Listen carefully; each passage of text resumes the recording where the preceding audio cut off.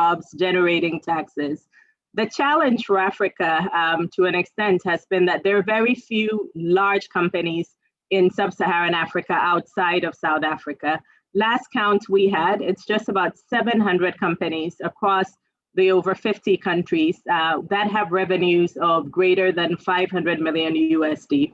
So we see our role here as through agribusiness, which is a large employer, employing more than half of the labor force, as well as through manufacturing, where we're looking to catalyze industrialization and create decent jobs, driving significant job growth and meaningful employment for many who will then also impact the livelihoods of all of their dependents.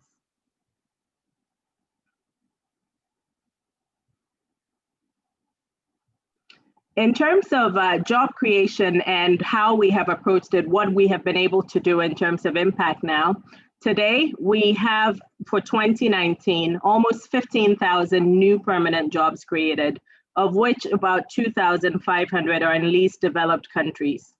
22,500 new jobs created when we include temporary jobs. And across our portfolio, about 36% of the companies we've invested in reported job growth in 2019, regardless of economic climate. And as I showed, as I talked about, geographically, we're fairly diversified. CDC estimates that 3.5 jobs are created in a supply chain for every direct job. So using that measure or that approach, this would translate to almost 70,000 new jobs created in 2019. You see on the right that those are actually fairly geographically dispersed across each of our investment regions as well. These are some of our portfolio companies in West Africa across our different verticals. There's Sundry Foods in Nigeria, quick service restaurant, where the number of jobs are over 1,500, about 1,700 at last count, significant percentage of those being female. First City Monument Bank out of our FI vertical, where the number of jobs are about 2,000 direct jobs. Cal Bank in Ghana, also in financial institutions, about 800 jobs, give or take, a significant percentage of that also female.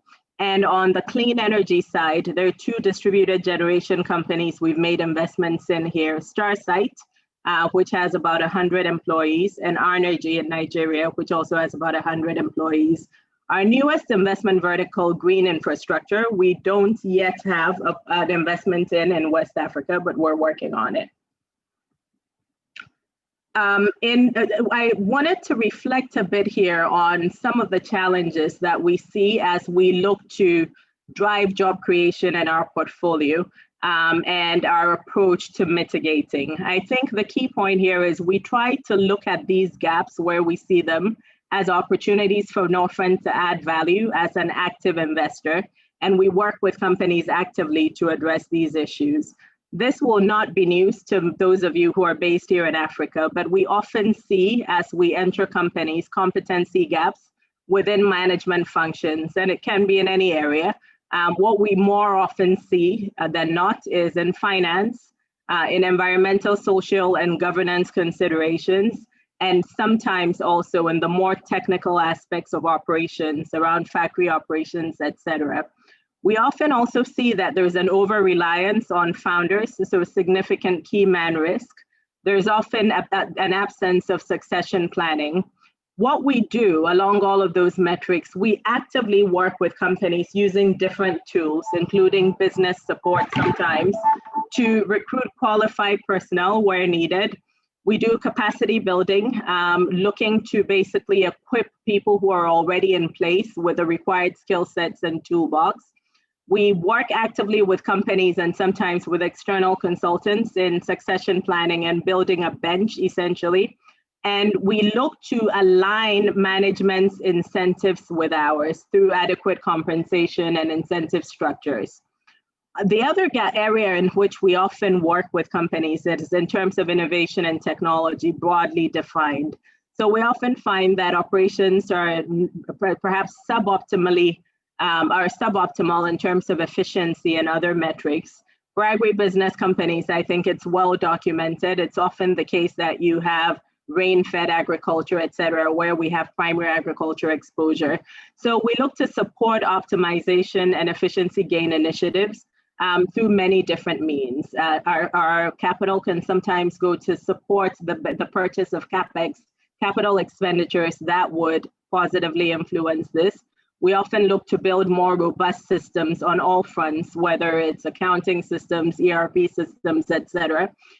We also look to optimize processes where it makes sense and where it's necessary, and we look to bridge knowledge gaps. We also, where it makes sense and where the culture is such that we can have it be the case, look at operational improvements that might include culture change, like Kaizen, the Japanese method, et cetera. The other large area that we often work with companies on is around governance and compliance, and in particular on the governance front, where often for many of our markets, most companies we see are small and medium enterprises. So governance is often not world-class in terms of what's in place as far as functional boards, board committees, decision-making processes and collaboration between management and the board, et cetera. So we look to try to effect this. There's also sometimes compliance issues around local or global law issues, which global labor law issues, which is clearly an extremely important area from a Norfund standpoint and any DFI standpoint, really. So we typically prioritize these areas as part of a game plan with companies that we invest in. We often will take a board seat where we have an equity position and be active on the board.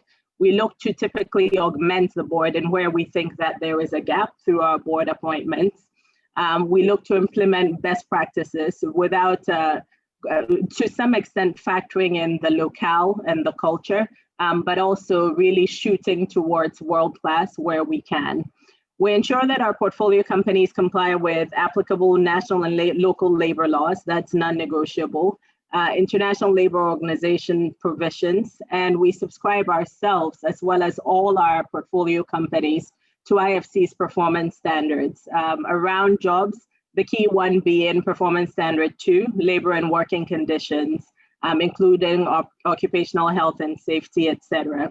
We work with companies as well to improve environmental and social standards across the board. So whether it is disposal of waste issues, whether it is perhaps going towards more renewable sources of energy, et cetera. And we very much make it measurable. So we will have these provisions be a part of our agreements with companies. We have requirements around reporting on these metrics on a periodic basis so that it's front and center in our engagement with management and all other stakeholders, the board, owners, if they're different entities, et cetera. Thank you, Naana. Stop you there, and then I'm going to go on to Teshome and hear from you a little bit on the agricultural sector, which is so important on the African continent, and what kind of role can that sector play when it comes to creating jobs? Can you hear me, Aurora? Yeah, I can hear you. Thank you all. It's nice to meet you digitally. Thank you for inviting me. Agriculture is the backbone of African economy and livelihood. It should play a greater role. That is indisputable, clearly. Let me say first that I do research within the agriculture sector, but specifically in seed sector. It's a piece of the agriculture sector. I specifically look at seed security, which means how farmers can access preferred plant varieties and enough quality seeds whenever they need and close by. And so I look at the system, the seed system, and how varieties are developed, how seeds are multiplied, and how they are distributed and used by farmers. So it involves a lot of actors, private, public, community-based farmers themselves, and also it involves policies and legal instruments that govern the seed sector. Having said that, well, agriculture is a basic thing for African economy, livelihood, but it is also important to mention that most often we hear that unemployment and the youth swelling, the youth bulge, as some prefer to call it, is a source of instability and conflict. I would like to link this specifically to what is happening in my own country, Ethiopia. As you might have heard this week, there is clearly a civil war right now. A country that was stable for many years turned out to this situation. And I want to link this, unemployment, youth, increase in the population of the young people and the instability in general to this particular situation.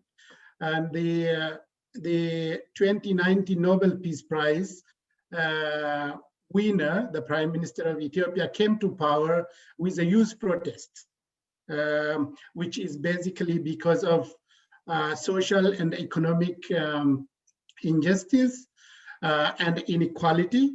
The youth protest from 2016 to 2018 led to a shift in leadership, and he came to power. Then gradually things turned out in a different direction. Now we have this situation. So it is also possible. It is possible to use this unfavorable situation, as many people would like to see, the growing population of the young people into something positive. This is a labor force. This is youth means, energy. Youth means fun. Youth means, it's a happy age and a labor force. So you can convert this into something good for Africa in general. So according to some literature, we expect 330 million youth entering into the labor market by 2025, already in a few years. And most of the agriculture we have in Africa is family farming, which is less than 2 hectares, basically. This is the majority. Looking into the agriculture sector, around 33 million farms in Africa are less than, or is practiced by household in less than 2 hectares. And that is what people make life of.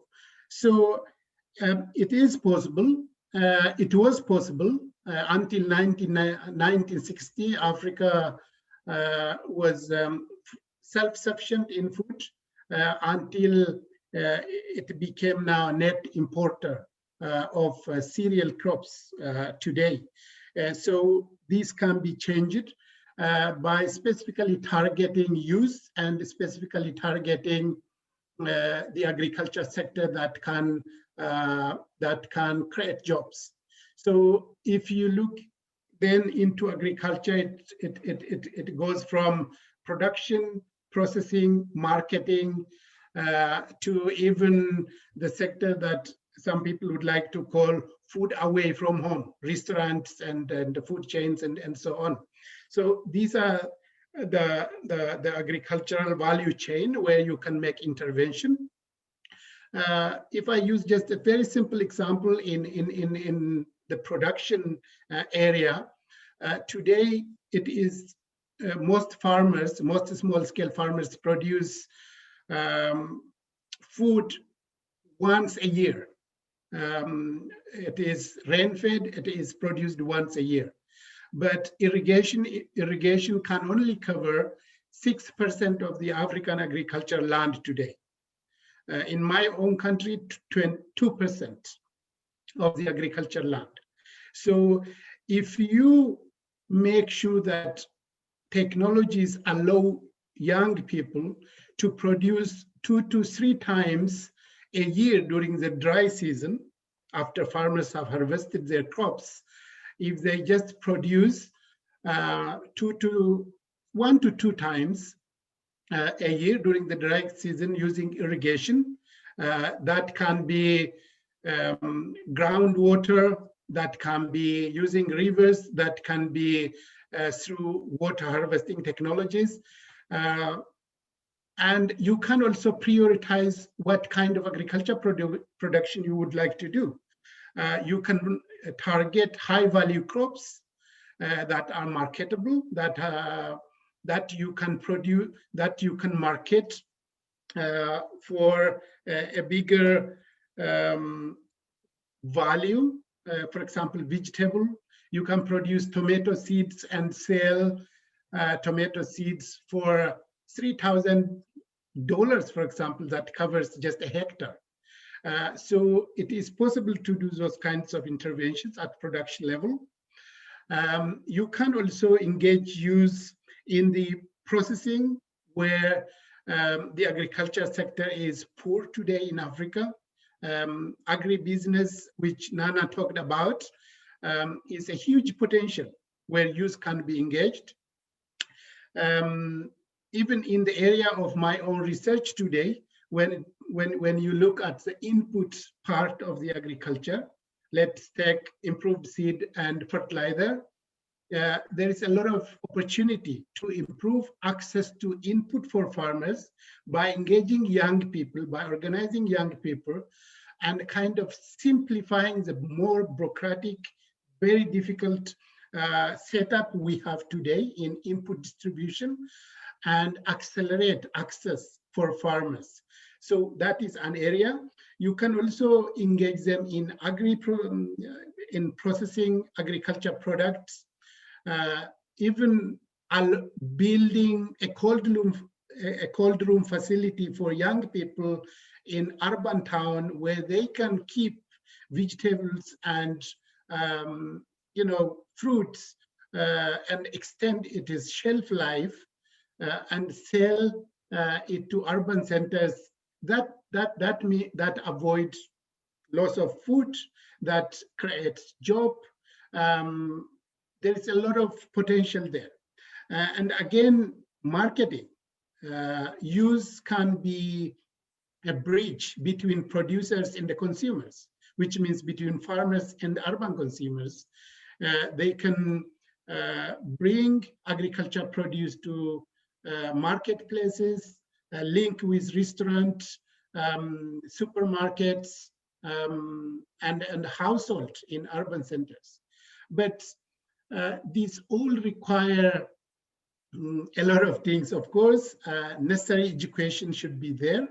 You should know how to operationalize an irrigation facility, how to maintain a facility, how to do it.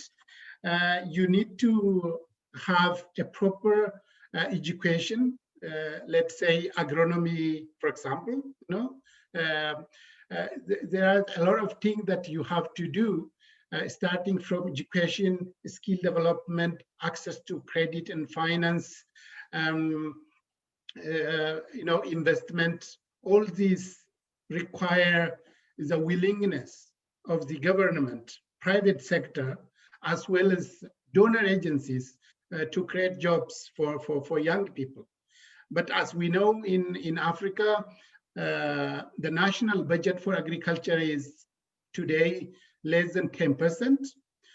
I think Rwanda, Ethiopia, which barely reach 10%, most of the countries are under 5-6% when it comes to national budget allocated to agriculture.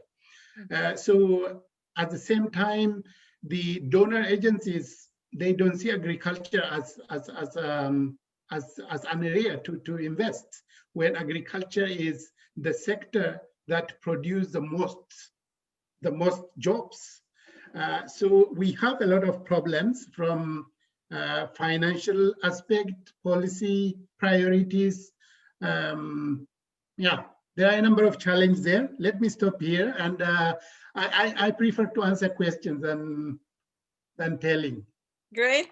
Thank you so much, all three of you. You are pulling us into a very complex description of reality when it comes to creating jobs on the African continent, that's for sure. And I was just thinking about your presentations that you are all representing new technologies, innovation, research, and investment. And these are kind of instruments that are going into filling gaps, as you were saying, Rachel, that the state might not be able to fill. So my follow-up questions to you this time around is to see how are you being met by the states, and how important is political leadership and policy making to make these jobs a reality? We can start with you, Rachel, if you have any comments. Well, thank you for that lovely question, Aurora. And political leadership is important. I have to say, especially if we go into the agricultural business or agribusiness, or now in the innovation side, we're going into Agritech. It's super important. And because also, like take example of our city, Dar es Salaam is growing massively, and with also rapid urbanization. So the government right now, we can say, needs to also create mechanism in place to support agribusiness to thrive. Because if you currently see in Tanzania, most of our, exports are farming, minus the gold and diamonds, but it's mostly farming. But in the issues that we have is there's so many farmers around the country, but the issues that we have is that currently it's not really being regulated, and there are no really policies that can protect the farmers.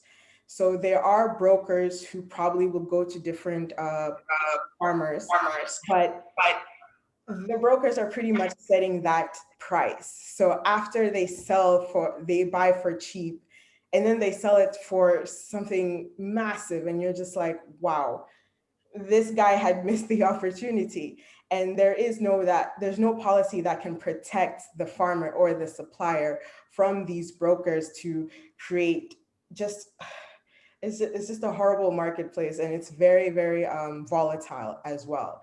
So I have to say, yes, political leadership is very important, especially if you want to create jobs and protect the people who are working very hard to try to feed their families and also to grow their business. If there's no policies in place that can protect the ones who just want to grab and make a quick buck, then no way the jobs is going to grow. And I think also when we look into like funding from NGOs, trying to also help the country create those policies in place, making sure the mechanics are there before actually just giving money to something that it might not even be, the issue might be not even economic, it could just be political.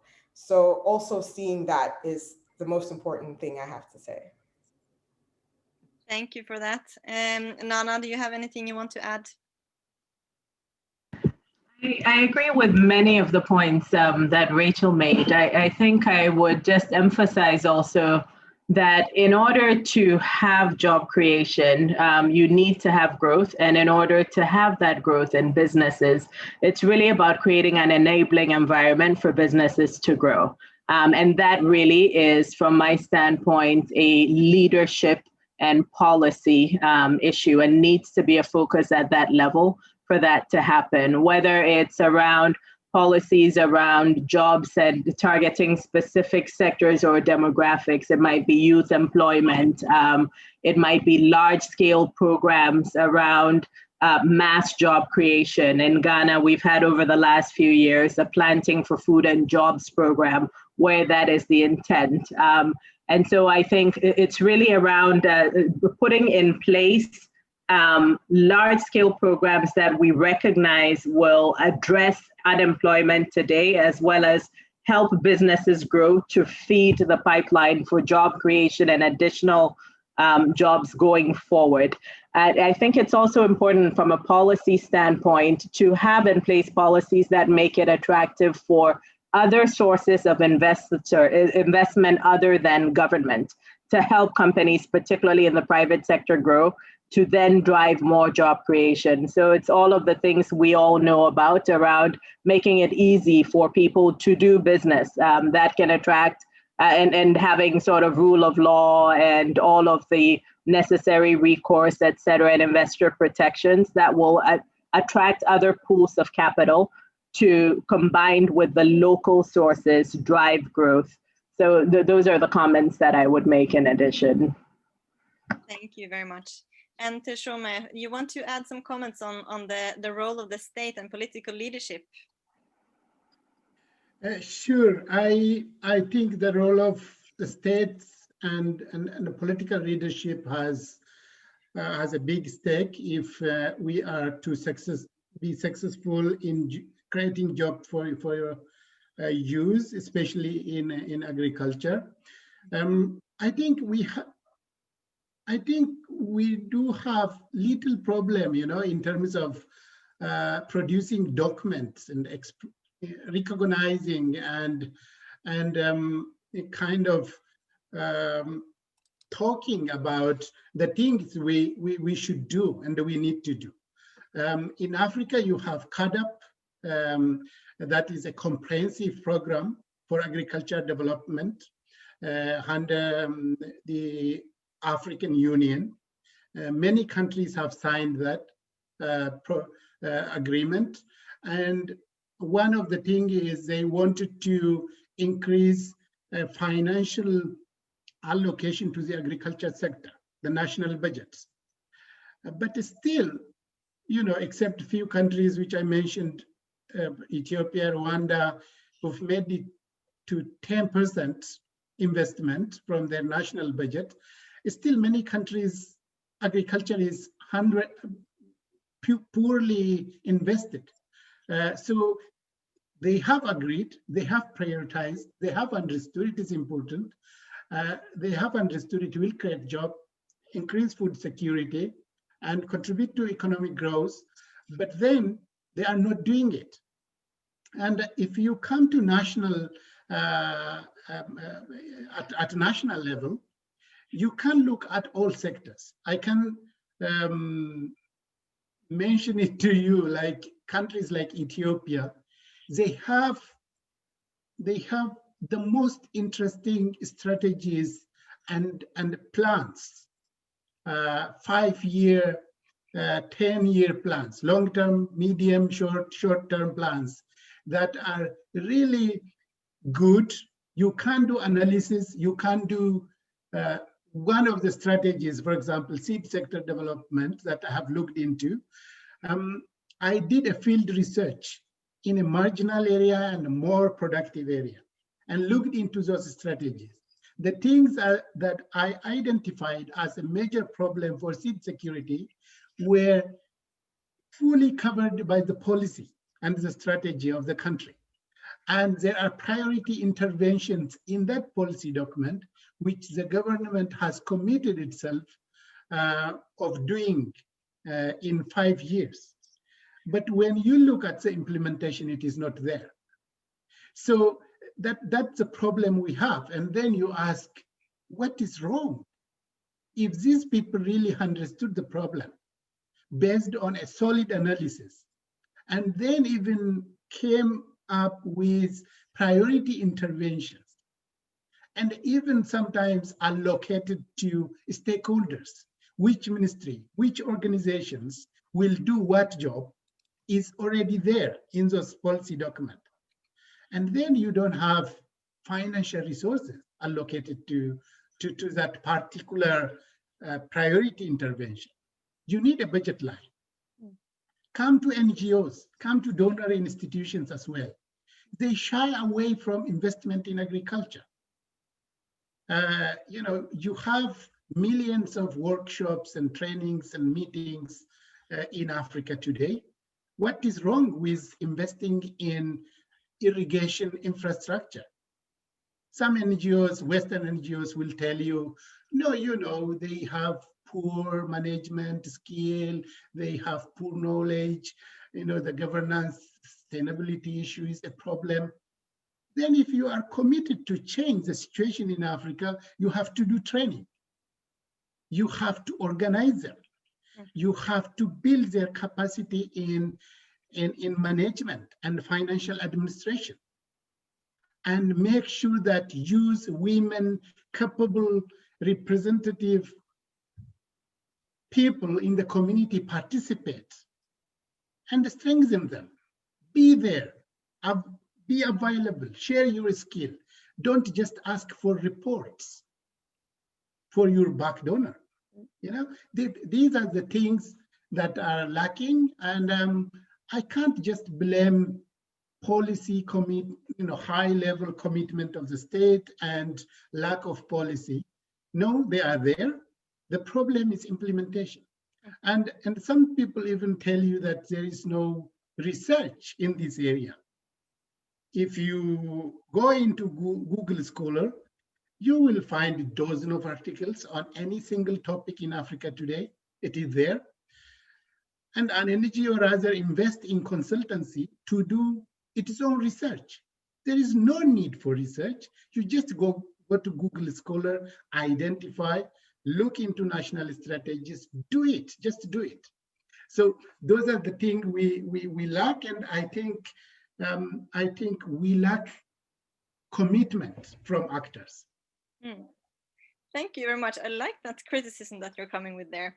And also, I think that you're touching upon something really important, actually the will and the strength to implement on the ground as well, not only discussing, having workshops and researching about things, having policies in place is all well and good. But when it comes to the livelihoods and incomes of people, things need to happen on the ground as well. That leads us actually to the first question that we have gotten from our digital audience that I would like to share with you. Just a second here. Let's see.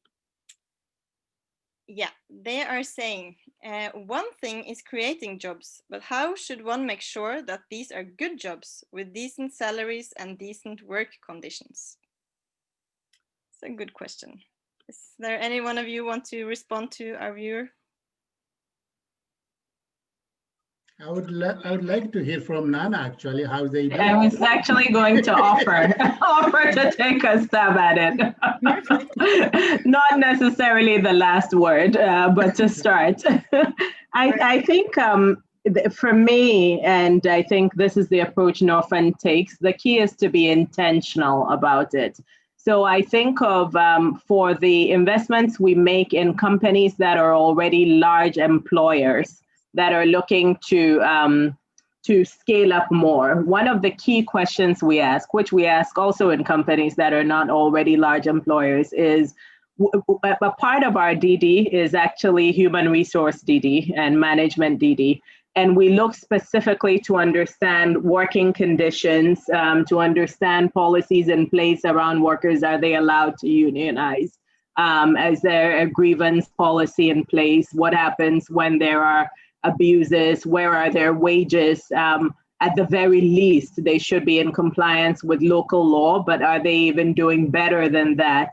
What are the policies around all of the things we would all care about as workers, whether it's maternity, bereavement, etc. So those are for us extremely important, because I think that the point the audience member asked is very valid.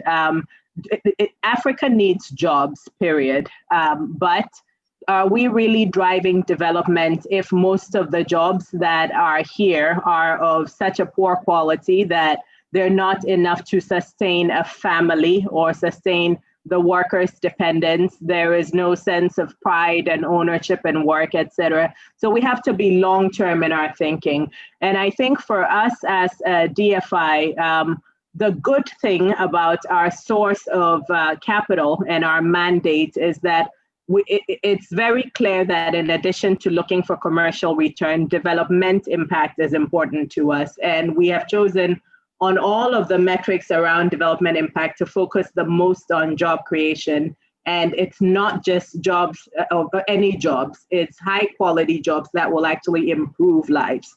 So the ways we try to do it, we subscribe to standards. We're subscribed to the IFC's performance standards, the International Labor Organization's conventions. And as I mentioned, I mean, local law is non-negotiable. And in many cases, we go substantially above what local law requires as well. It's also important around how you, let's say, given COVID, for example, where many businesses, including some of ours, have had to furlough workers, et cetera. How is it that you do that? Are you treating employees and workers fairly in those instances? And I think we make it clear enough and make sure there is sufficient enough alignment, both in terms of stated intent, but we're participating on the board in all cases where we're an equity investor. We're active on board committees, the relevant ones for driving this.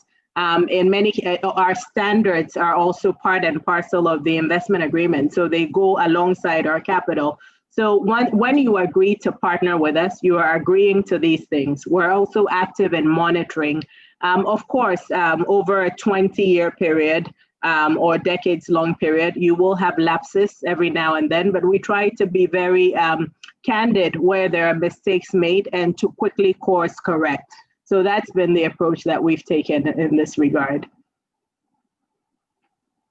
Thank you, Naana. Yeah, it's a big and very relevant question. What types or what kinds of jobs are we making, and are they also sustainable? Mm-hmm. So as you were mentioning earlier, you also said that you and your portfolio at Norfund is closely connected to the Sustainable Development Goals, which is another challenge facing the African continent and the countries there. At the same time as job creation. You've had another question as we were just talking now, Naana. And it could be something that also Rachel could answer. It's somebody is asking, what role does innovation play in your investments? And are there investments you made recently in companies with innovative modules? So I'm thinking about innovation as a topic, and maybe Rachel can also join in there. And we also heard a lot of innovative action going on in Ethiopia. So I think this is a very key word at the moment. So please, you can start. Sure. Absolutely. I think within each of our investment verticals, we look very much to support growth and expansion, which can be driven by innovation. So whether it's going into new business areas, expanding existing business areas, going into new geographies, using technology. I will say upfront, we're not a technology investor similar to, say, a venture capital fund that focuses just on technology. But I think we recognize that given the state of the world and what we all see, technology is going to be an enabler and a driver for many businesses and many sectors. Rachel mentioned Agritech. We also see that in our financial institutions vertical with FinTech, where the approach we've taken in our last strategy, our most recent strategy, which we're still working to deliver on, is to say that while we're not a fintech investor, we will be opportunistic with fintech. We will typically look to partner with investors that have more expertise in investing just in fintech, because it's fairly different from a brick and mortar company that's producing something, for example, and look to learn. So we will also support funds that are fintech investors. We invest in venture capital funds.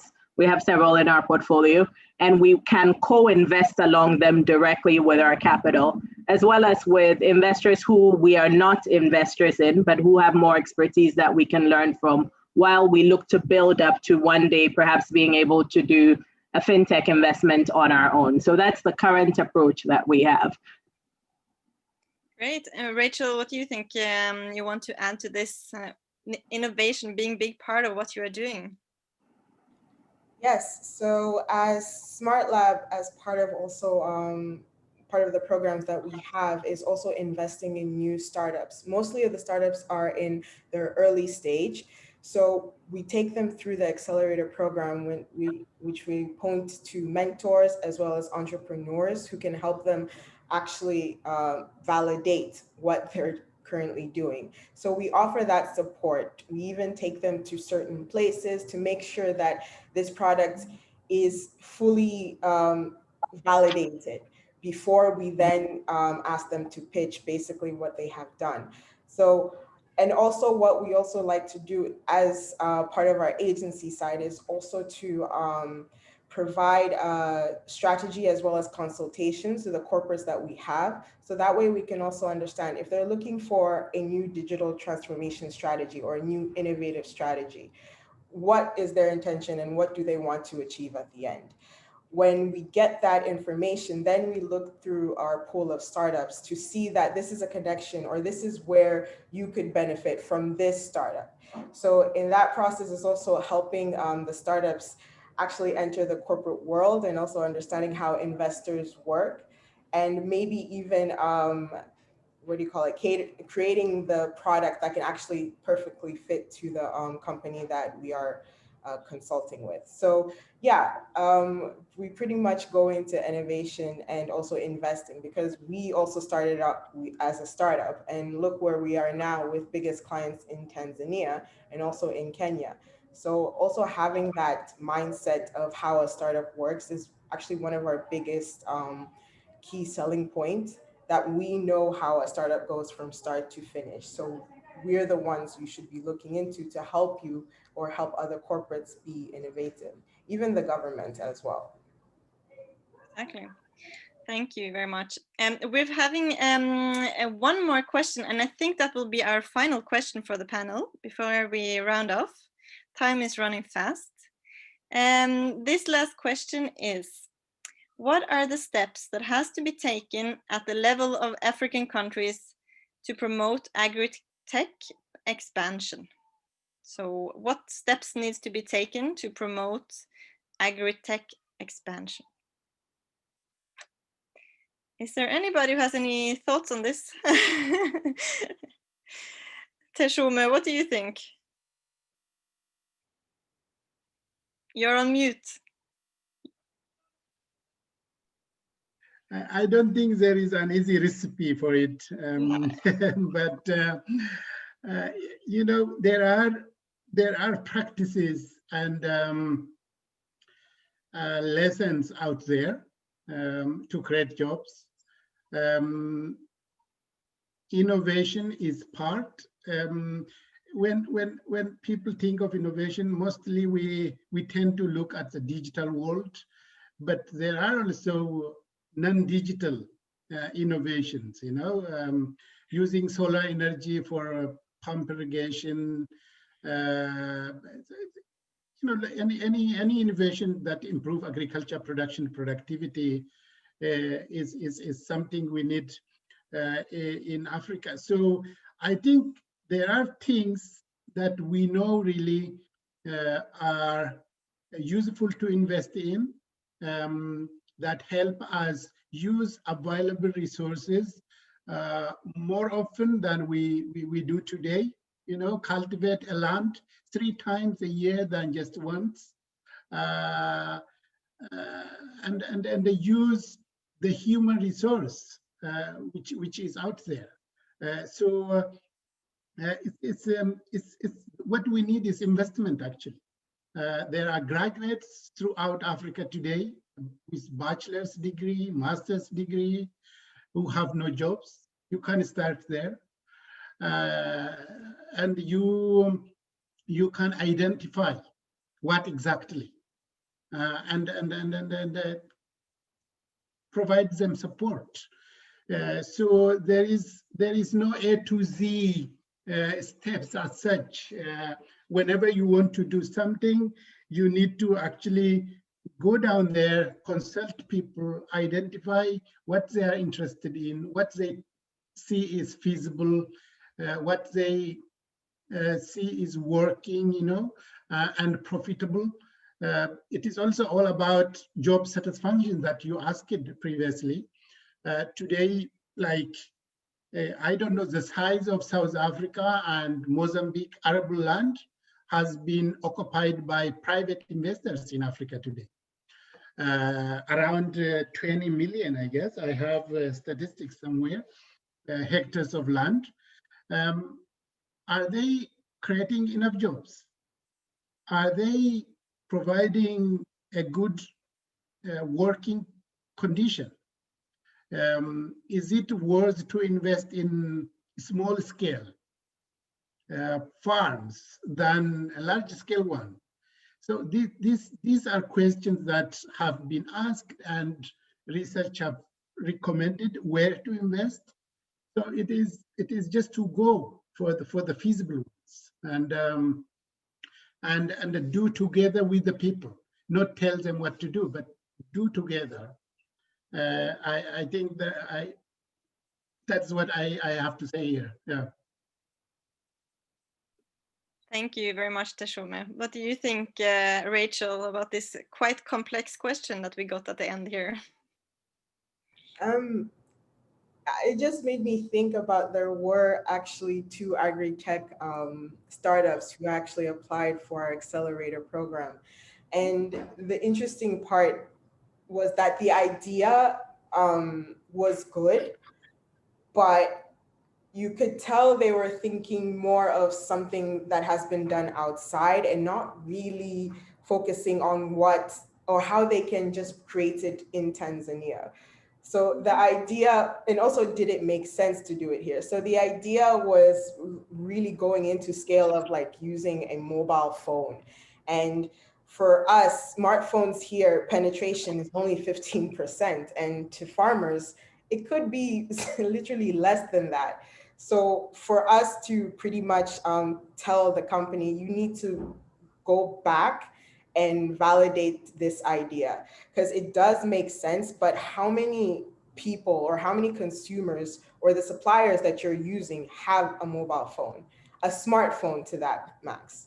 So again, I also agree with Teshome. It's also understanding the market, understanding the people, and just going to do it.